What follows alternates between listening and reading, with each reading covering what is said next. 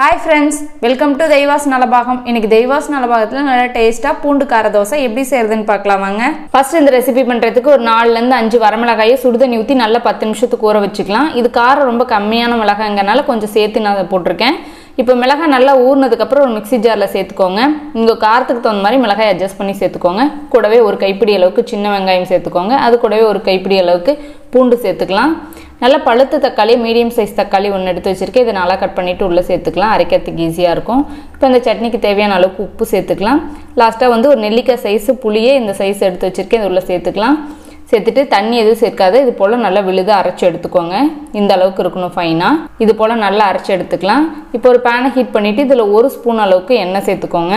இப்போ நம்ம எடுத்து வச்சிருக்கிற விழுதை உள்ளே சேர்த்துட்டு நல்லா மிதமான தீயிலே ஒரு 2 நிமிஷத்துக்கு வதக்கிட்டு எடுத்துக்கலாம்.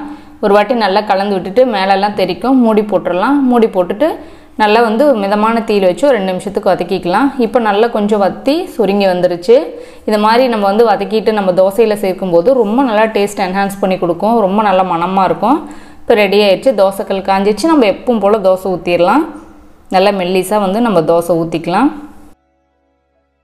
ஊற்றிட்டு மேலே கொஞ்சம் நல்லா எண்ணெய் சேர்த்துக்கோங்க. இப்போ நம்ம ரெடி பண்ணி வச்சுருக்கிற அந்த சட்னியை அப்படியே ஈவனாக நம்ம ஸ்ப்ரெட் பண்ணி விட்டுக்கலாம். இப்போ நார்மலாக நம்ம சட்னி வச்சு தோசை வச்சு சாப்பிட்றத விட இந்த மாதிரி நம்ம செஞ்சு சாப்பிடும்போது ரொம்ப நல்லா டேஸ்ட்டை என்ஹான்ஸ் பண்ணி கொடுக்கும். ரொம்ப நல்லா டேஸ்ட்டாக இருக்கும். எந்த சட்னி எதுவுமே தேவையில்லை. இது மட்டுமே நம்ம சாப்பிட்லாம். ரொம்ப நல்லாயிருக்கும் டேஸ்ட்டாக. இந்த போல் ஈவனாக எல்லாமே நல்லா ஸ்ப்ரெட் பண்ணி விட்டுக்கலாம்.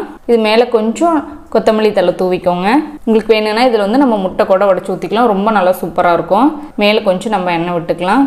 விட்டுட்டு மிதமான தீலி அப்படியே நம்ம வேக வச்சு எடுத்துக்கலாம். நம்ம திருப்பி கூட போட தேவையில்லை. எல்லாம் நம்ம வதக்கிட்டோம். அதனால் அப்படியே வெந்தோடனே எடுத்துக்கலாம். அவ்வளோதாங்க, நம்ம சூப்பரான பூண்டு கார தோசை ரெடி ஆயிடுச்சு. கண்டிப்பாக இந்த ரெசிபி நீங்கள் வீட்டில் ட்ரை பண்ணி பாருங்கள். உங்களுக்கு ரொம்ப பிடிக்கும். உங்களுக்கு இந்த ரெசிபி பிடிச்சிருந்துச்சுன்னா லைக் பண்ணுங்கள், ஷேர் பண்ணுங்கள். நம்ம தெய்வாஸ் நலபாகம் சேனலுக்கு சப்ஸ்கிரைப் பண்ணிக்கோங்க.